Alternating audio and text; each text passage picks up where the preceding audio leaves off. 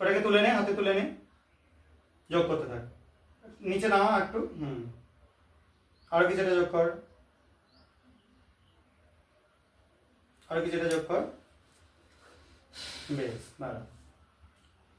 সবাই দেখো একটা ঘোলাটে টার্বিড টাইপের জিনিসটা হয়ে যাচ্ছে।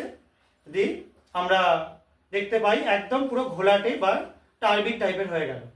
এটা যে কারণের জন্য হলো, এখানে তৈরি হলো, এটা যেহেতু ছিল সালফিউরিক অ্যাসিডের সলিউশন, তার মধ্যে আমরা দিলাম বেরিয়াম ক্লোরাইড সলিউশন। এটা দেওয়ার জন্য বেরিয়াম সালফেট BaSO4 তৈরি হলো।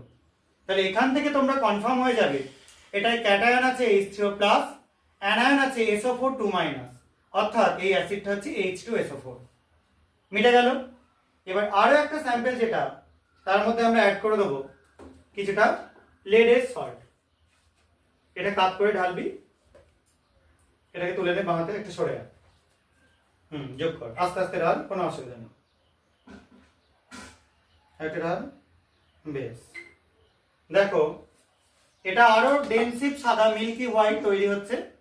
এটা লেড সালফেট তৈরি হয়ে গেছে, ঠিক আছে, লেড ক্লোরাইড PbCl2 তৈরি হয়ে গেছে, যার জন্য এরকম মিল্কি হোয়াইট কালারেশনটা তোমরা দেখতে পাচ্ছ।